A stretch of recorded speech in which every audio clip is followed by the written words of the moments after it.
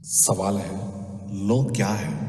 जवाब है, लो एक है। सवाल है, हम यहाँ क्यों इकट्ठा हुए हैं? जवाब है, हम यहाँ हमारे अनंत रचयिता का ध्यान एवं उनसे प्रार्थना करने के लिए इकट्ठा हुए हैं। अब हम और हमारे गैलेक्टिक कन्फेडरेशन के सभी भाई बहन, मास्टर हीलर रेश, गार्जियन एंजल्स, काउंसिल मेंबर्स और पूरे ब्रह्मांड में जितने भी दिव्य सभ्यताएं हैं जो उस एक अनंत रचयिता के प्रेम और रोशनी में अपनी सेवाएं प्रदान करते हैं, उन सबको हम आज इस मेडिटेशन में शामिल होने के लिए निवेदन करते हैं और उन सबका आह्वान करते हैं। आज हम सब मिलकर जितने भी लोग आज मेडिटेशन कर रहे हैं उनको, उनके परिवार को और सभी सदस्यों को और वो सभी परिजनों को जिन्हें वो प्रोटेक्ट करना चाहते हैं, उन सबको हम अनंत रचयिता के प्रेम और रोशनी से शुद्ध करते हैं और उस सभी लोगों के आसपास और उनके घरों के आसपास उस अनंत रचयिता के प्रेम और रोशनी का एक बहुत बड़ा सुरक्षा घेरा बनाते हैं, जिसमें किसी भी प्रकार के विचार या व्यक्ति जो सिर्फ खुद की सेवा में कार्यरत हो, उन सभी व्यक्ति या विचारों को इस घेरे में आने से बिल्कुल प्रतिबंधित करते हैं, क्योंकि लो एक है। आत्मवंदन। नमस्कार दोस्तों। लॉ ऑफ वन यानी एक का कानून या एक का ज्ञान, यह उसका 38वां सत्र जो कि मार्च 13 1981 को रिकॉर्ड किया गया था। दोहराया जाता है कि इस किताब द्वारा दी गई समस्त जानकारियां आप जान भी सकते हैं, मान भी सकते हैं और सिरे से खारिज भी कर सकते हैं या नकार भी सकते हैं, क्योंकि यह आपकी फ्री विल है जो अनंत रचयिता द्वारा आपको दी गई है। एक बात और कही जाती है कि लॉ ऑफ वन सभी के लिए पूरी तरह से फ्री है। यदि कोई इकाई या व्यक्ति उसको निजी स्वार्थ के लिए इस्तेमाल करे तो यह उसकी व्यक्तिगत जिम्मेदारी होगी। इसी के साथ साथ यह भी कहा जाता है कि कोई इस एक के कानून किताब को अपनी भाषा में दूसरों से साझा करना चाहे तो वह कर सकता है, क्योंकि यह भी उसकी फ्री विल है। तो दोस्तों, आगे बढ़ सत्र 38 जीते हैं। हम रॉ हैं। हम आपका स्वागत एक अनंत रचयिता के प्रेम और रोशनी में करते हैं। अब हम संवाद करते हैं। डॉन प्रश्न पूछते हैं कि आप हमें बताएंगे कि यदि सत्र की शुरुआत में या तो जिम या मैं कालरा की जगह ले और समाधि की अवस्था में जाकर कालरा की जगह हम खुद यंत्र बनने का प्रयास करें। रॉ कहते हैं, यह जानकारी आपकी स्वतंत्र इच्छा के उल्लंघन की सीमा है। हालांकि हम आपके प्रश्न को मानेंगे कि आपने हमें महासंघ के दिशा निर्देशों द्वारा निर्धारित सीमाओं से थोड़ा आगे बोलने की अनुमति दी है। इस स्थान समय में ना तो डॉन के नाम से जाने वाला व्यक्ति, ना ही जिम के नाम से जाने वाला व्यक्ति इस कार्य के लिए अभी उपलब्ध है। डॉन के रूप में जाने जाने वाला व्यक्ति चैनलिंग के माध्यम से संपर्क बनाने का तरीका और दूसरों की सेवा का अभ्यास काफी समय से कर रहा है और वो इस काम में निपुण भी हो गया है। जिम के नाम से जाने जाने वाला व्यक्ति को बिना लंबे समय तक अधिक अभ्यास किए बिना इस तरह से चैनल करने में कठिनाई हो सकती है। यदि अभ्यास करके उसका हमारे साथ एक सौहार्दपूर्ण रिश्ता बनता है, तब हम ये प्रयोग उसके साथ कर सकते हैं। यह दोनों मामलों में सही है। डॉन कहते हैं, धन्यवाद। आज समय से थोड़ा पीछे जाएं। मैं जानना चाहूंगा कि लगभग 40 या इतने साल पहले परमाणु ऊर्जा को इस घनत्वता में लाने का संबंध किसी भी तरह उन व्यक्तियों से है जिसकी वजह से मेडेक का विनाश हुआ था और वे इसे दूसरे मौके के रूप में परमाणु ऊर्जा का उपयोग विनाश में ना करके शांतिपूर्वक रूप से करना चाहते थे। क्या यह सही है? रॉ कहते हैं, यह गलत है कि यह ऐसा है जैसे आपके यहाँ लोग कहते हैं, घोड़े के आगे आगे गाड़ी लगा देना, अर्थात घोड़ा गाड़ी। इस प्रकार की जानकारी की इच्छा ने इस डेटा को आपके लोगों की ओर आकर्षित किया है। इसमें बाहर की किसी भी प्रभाव को कारण या दोष नहीं दिया जा सकता। बल्कि यह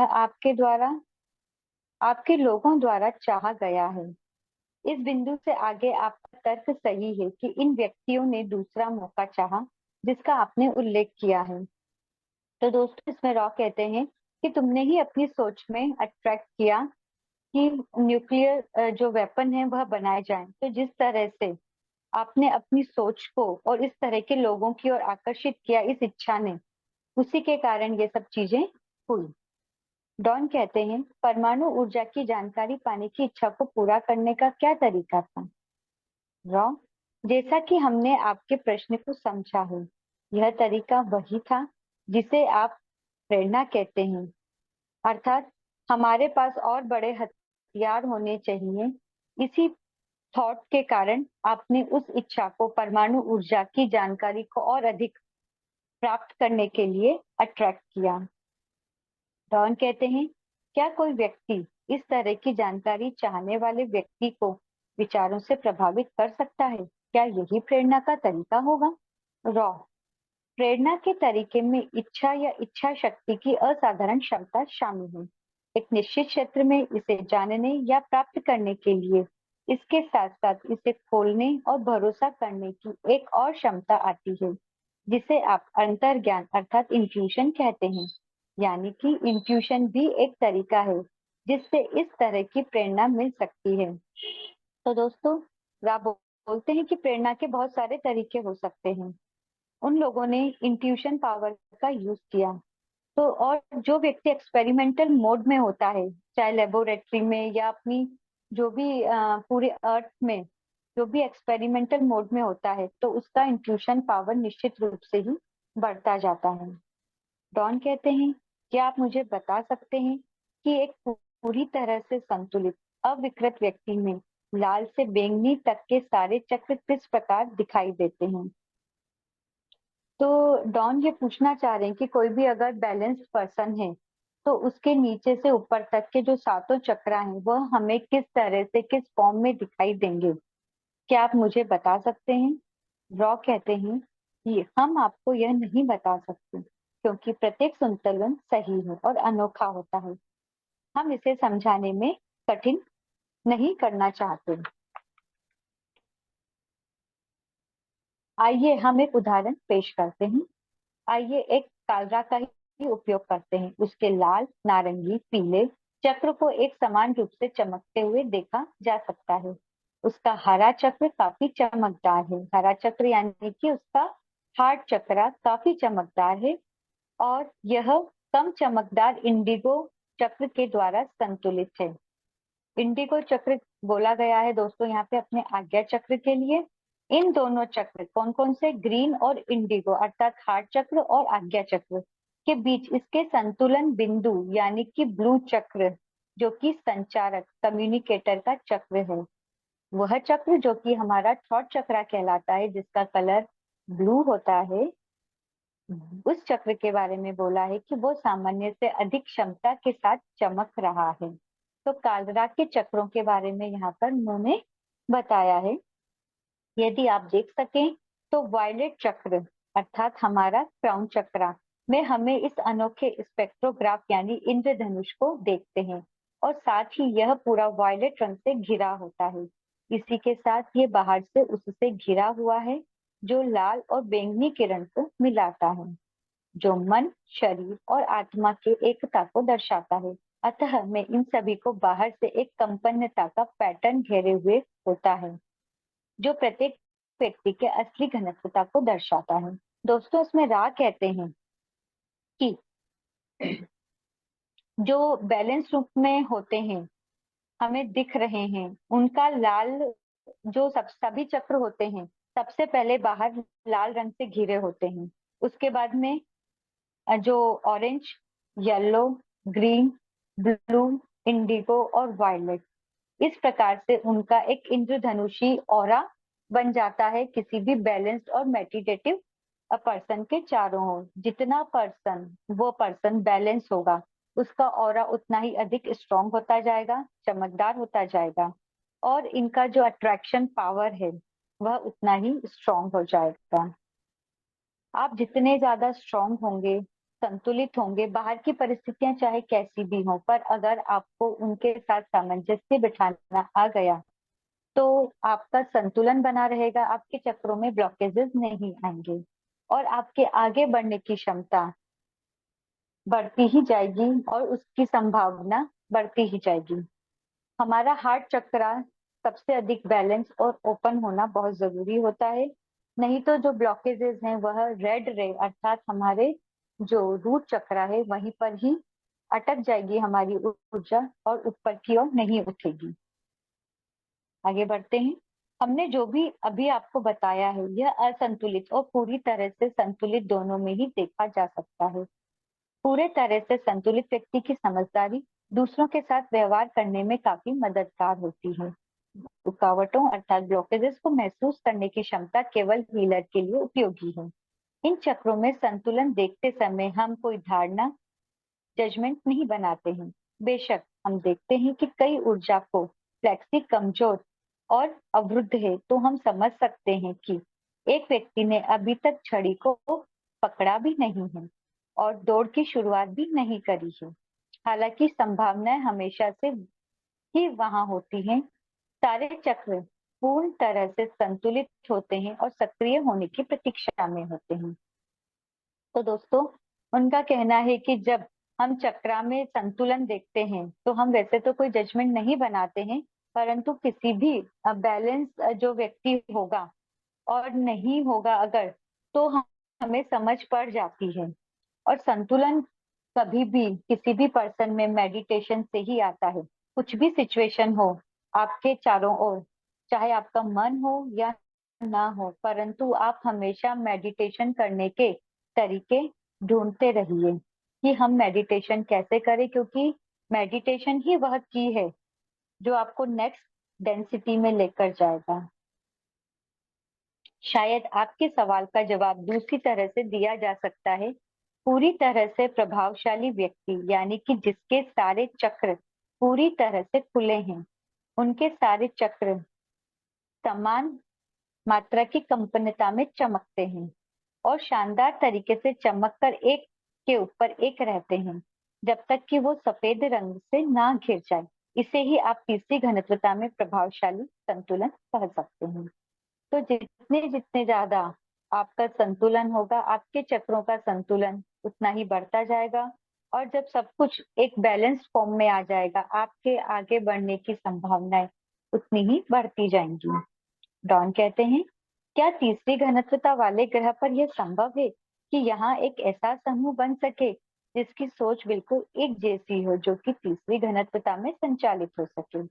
रॉ, यह केवल तभी संभव है जब सारी इकाइयां तीसरी घनत्वता के बाद वाले या सातवें हिस्से में हों और जो आपस में सामंजस्यपूर्ण तरीके से रहकर अपनी अगली घनत्वता में जाने की तैयारी में लगे हों। डॉन कहते हैं, क्या आप मुझे इस तरह के एक ग्रह का उदाहरण दे सकते हैं जो तीसरी घनत्वता, दूसरों की सेवा का ग्रह हो और एक तीसरी घनत्वता खुद की सेवा का ग्रह हो, और उनकी उपलब्धियों की क्या स्थिति है, यानी कि उन ग्रहों की क्या स्थिति है? डॉन ये जानना चाह रहे हैं दोस्तों इसमें कि तीसरी घनत्वता वाले ऐसे ग्रह के बारे में मुझे बताएं जहाँ पर खुद की सेवा का हो एक ग्रह और एक दूसरों की सेवा का हो। उनकी उपलब्धियों की क्या क्या स्थितियां हो सकती हैं? रॉ कहते हैं, जहां तक हम जानते हैं कि तीसरी घनत्वता में ऐसा कोई समूह नहीं है जिसका झुकाव नेगेटिव की ओर ना हो। पॉजिटिव झुकाव वाले तीसरी घनत्वता के ग्रह के बारे में हमने कभी नहीं सुना हो, लेकिन ये काफी दुर्लभ है। हालांकि सीरियस स्टार के ग्रह में रहने वाले एक व्यक्ति ने तुम्हारे ग्रह में रहने वाले से 2 बार संपर्क किया है। वह व्यक्ति तीसरी घनत्वता के अंतिम स्तर में है और तीसरी घनत्वता के समूह का हिस्सा है। इसकी चर्चा हमने पिछले सत्र क्वेश्चन 8.21 टू 22 में भी किया था। ऐसा समूह जिस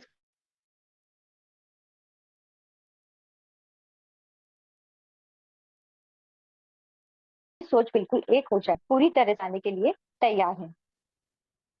तो दोस्तों, आप लोग बोल रहे हैं कि हर ग्रह में से कुछ गुट निकल जाते हैं और कुछ नेगेटिव की ओर चले जाते हैं। और कुछ पॉजिटिव थॉट्स की ओर या पॉजिटिव गुड की ओर चले जाते हैं।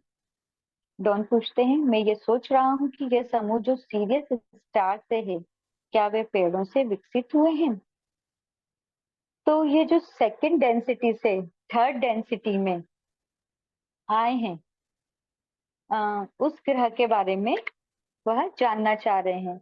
रॉ कहते हैं कि यह काफी हद तक सही है। यह ग्रह, जिसका नाम कुत्ते के नाम पर है, उसके लोग पेड़ों से जैसे मिलती जुलती घनत्वता से तीसरी घनत्वता में आए हैं, और जैसा कि आप जानते हैं कि ये पेड़ों के जैसा है। डॉन कहते हैं, मैं भी यही सोच रहा था कि पेड़ पौधों में युद्ध प्रिय प्रकृति का होना असंभव है।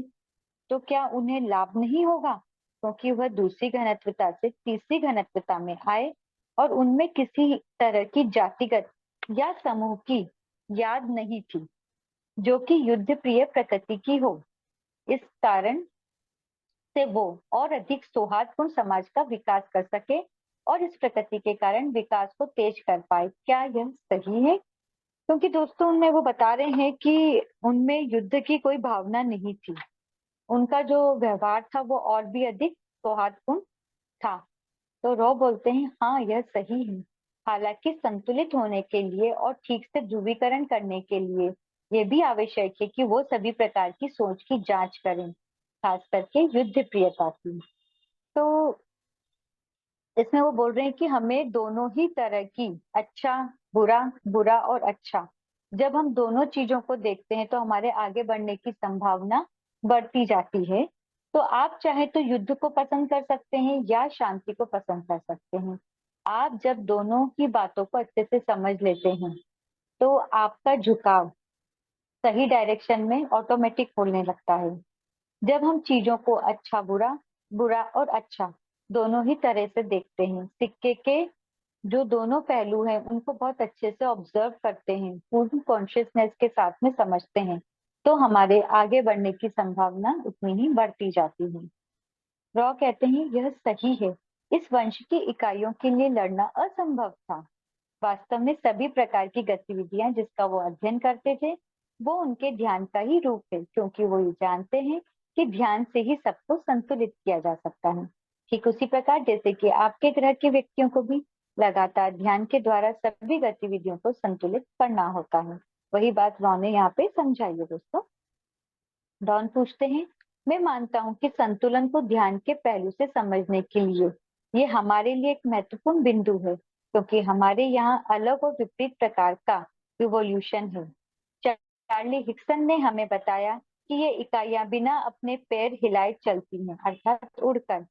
मैं यह मान रहा हूँ कि वे एक ऐसे सिद्धांत का उपयोग करते हैं जो कुछ हद तक उनके शरीर को चलाने में आपके क्रिस्टल कप को चलाने के सिद्धांत के समान है। क्या यह सही है? तो दोस्तों यहाँ पर वो ये ऐसा बताना चाह रहे हैं कि वह इकाइयां बिना हाथ पैर हिलाए किस प्रकार से उड़ जाती थी, उड़ती थी मतलब अपनी जगह से ऊपर की ओर उठ पाती थी।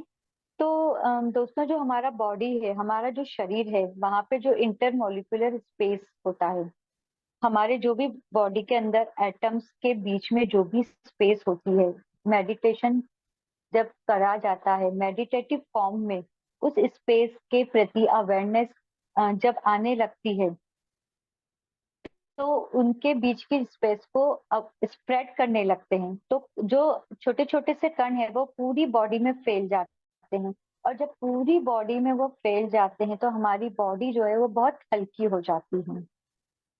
और जब आप इस चीज को बहुत अच्छे से समझ पाते हो कि क्या है वह स्पेस, जिस प्रकार से स्पेस हमारी बॉडी में है वही स्पेस हमारे पूरे यूनिवर्स में है, तो उस स्पेस के फंडे को, उस स्पेस के ऊपर काम करने को जब आप समझ पाते हो तो आप बहुत सारी चीजों को पॉसिबल कर पाते हो।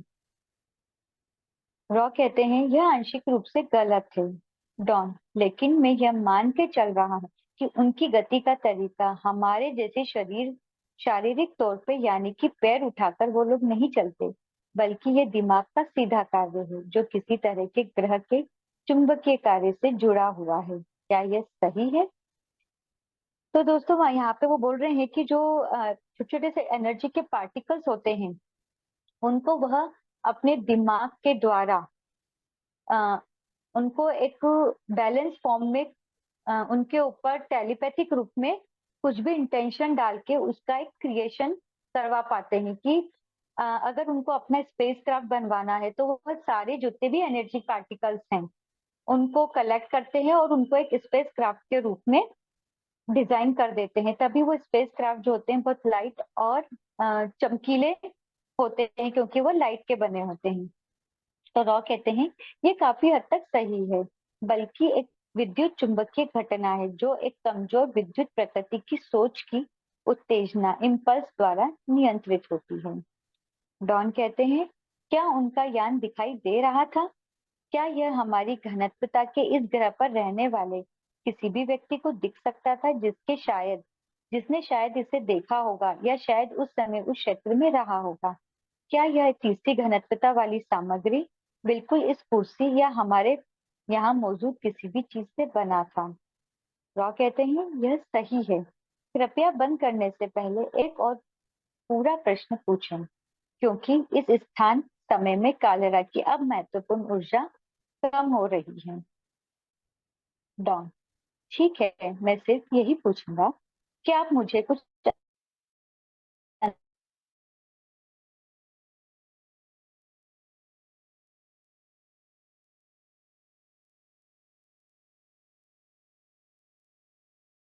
अंदाजा दे सकते हैं कि चौथी घनत्वता नेगेटिव या खुद वहां पर किस प्रकार की स्थितियां होती हैं? तो रॉ कहते हैं चौथी घनत्वता वाले नेगेटिव में वही लोग आगे बढ़ पाते जिन्होंने सचेत रूप से लाल, नारंगी और पीली अर्थात रूट चक्र पे हमारे सेक्रल और सोलर प्लेक्सस की ऊर्जाओं का उपयोग करके अनंत बुद्धिमानिता से संपर्क किया हो।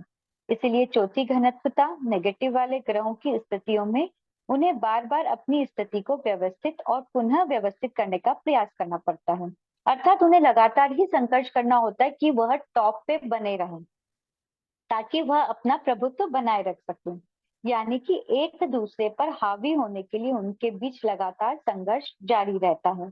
तो जो टॉपर होते हैं ना दोस्तों, उनको अपनी जो रेड, ऑरेंज, येलो रेखा लगातार इस्तेमाल करना पड़ता है और रचयिता से लगातार संपर्क में रहते हैं और लगातार एक दूसरे पर हावी होते हैं जब तक उनका आपस में यह नहीं निकल कर बाहर आ जाए कि कौन इसमें आगे जाएगा। तो उनका सिर्फ एक ही काम होता है कि हम किस प्रकार से अपना प्रभुत्व बनाए रखें, हम किस प्रकार से नेगेटिविटी को इतने हाइट्स पे लेके जाएं कि हम टॉप पे रहें, क्योंकि वहां पर उसी ही बात की जद्दोजहद होती है।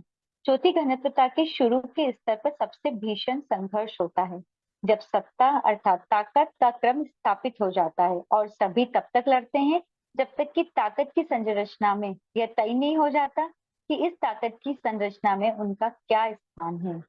तब तक उनका समूह बनाना शुरू होता है।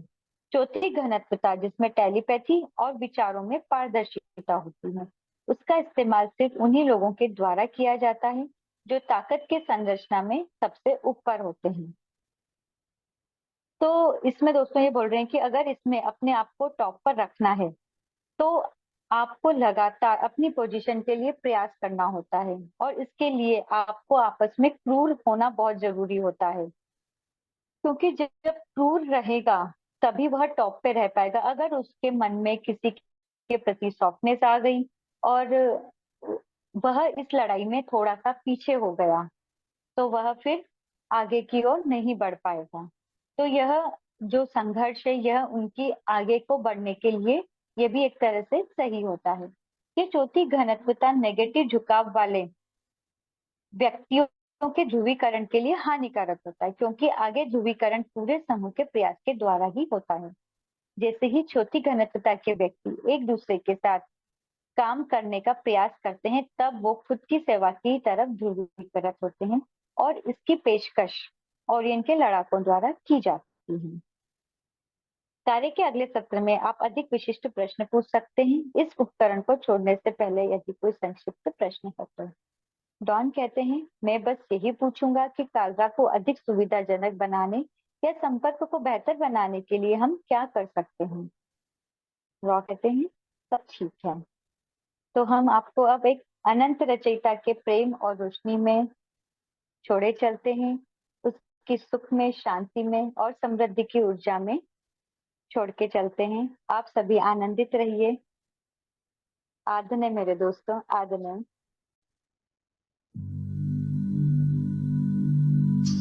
मैं अपना एनर्जी फील्ड सुरक्षित कर रहा हूं। मैं अपना ऑरा लॉक कर रहा हूं। मेरे शरीर, दिमाग, आत्मा और मेरा पूरा एनर्जी फील्ड अनंत रचयिता के असीम दिव्य प्रेम और रोशनी में हमेशा के लिए सुरक्षित है। अनंत रचयिता के असीम प्रेम और अनंत रोशनी से बना हुआ मजबूत सुनहरा कवच, जिसमें अनंत ब्रह्मांडों की शक्तियां समाहित है, ऐसा कवच मैंने धारण कर लिया है। ये सुनहरे सुरक्षा कवच के माध्यम से मेरे घर के तमाम सदस्य और मेरा घर संपूर्ण रूप से सुरक्षित है। जो अनंत रचयिता के प्रेम और प्रकाश में अपनी सेवाएं प्रदान करते हैं, ऐसे ब्रह्मांड की सभी दिव्य सभ्यताओं और मेरे सभी शुभ चिंतक जो मेरे लिए दिव्य प्रेम और शुद्ध पवित्र मन से जो मुझे आशीर्वाद देना चाहते हैं, वो तमाम दिव्य पवित्र चेतनाओं को मैं परमिशन देता हूँ कि जो मेरे साथ दिव्य रूप से कनेक्ट हो सके। बाकी तमाम प्रकार की वस्तु, विचार, व्यक्ति जो खुद की सेवा में ही कार्यरत हो, ऐसे अपवित्र भावनाओं से मेरे एनर्जी फील्ड में आना चाहे, उन तमाम एंटिटी या विचारों के उन रूपों को मैं प्रतिबंधित करता हूँ, क्योंकि ये मेरी फ्री विल है और यही अनंत रचयिता के एक का कानून है। I am protected, I am protected, I am protected.